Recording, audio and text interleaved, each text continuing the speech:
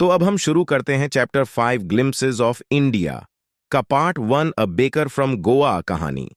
हमें उस समय वापस ले जाती है जब पुर्तगाली गोवा पर शासन करते थे।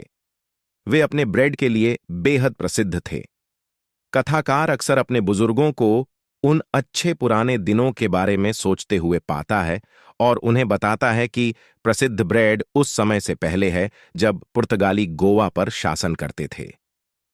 वे अतीत पर विचार करते हैं और उन्हें बताते हैं कि हालांकि पुर्तगालियों ने गोवा छोड़ दिया है, लेकिन रोटी की रोटी अभी भी मौजूद है।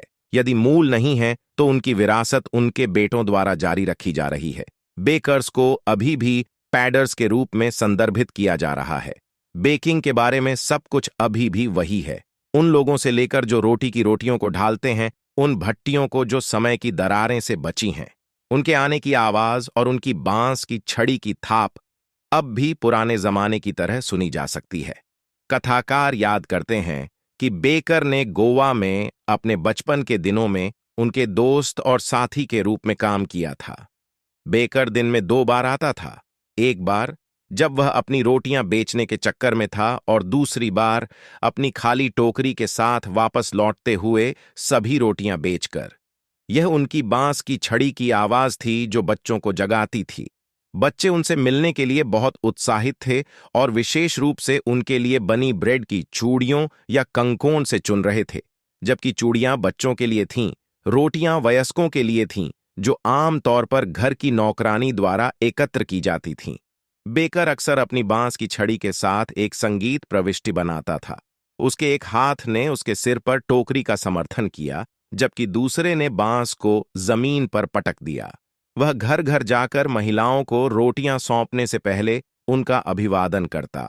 माता पिता बच्चों को डांटते थे और उन्हें अलग खड़ा करते थे, लेकिन वे जितने उत्सुक थे, वे टोकरी में झांकने के लिए एक बेंच या दीवार पर चढ़ गए।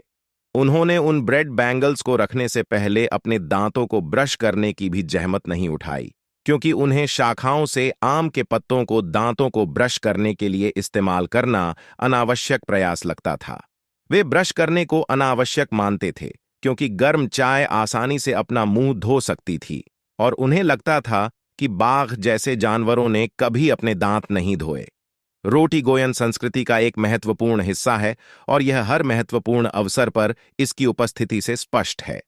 विवाह में मिठाई की ब्रेड से लेकर सगाई की पार्टियों में सैंडविच और क्रिसमस के साथ साथ अन्य अवसरों पर केक और नारियल कुकीज, हर गांव में एक बेकर की उपस्थिति को बहुत आवश्यक बनाता है।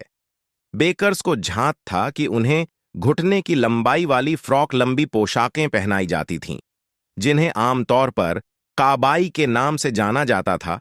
कथाकार के बचपन के दिनों में उन्होंने उन्हें शर्ट और पैंट पहने देखा था, जिनकी लंबाई सामान्य लोगों की तुलना में कम थी। यह उनकी पहचान का एक हिस्सा इतना था कि भले ही कोई उस पतलून की लंबाई पहनता हो, उसे कहा जाता है कि उसने बेकर की तरह कपड़े पहने थे, या पुराने जमाने में कहा जाता था। बेकर के पास पेंसिल का उपयोग करके दीवार पर बिलों का मासिक रिकॉर्ड बनाने और फिर महीने के अंत में धन एकत्र करने का एक तरीका था। बेकिंग हमेशा एक लाभदायक पेशा रहा है। बेकर का परिवार और कार्यकर्ता हमेशा खुश और खुशहाल रहे हैं। बेकर आम तौर पर मोटा था, जो इस बात का सबूत था कि उसके पास खाने के लिए बहुत कुछ है और इसलिए उसकी समृद्धि का प्रमाण था।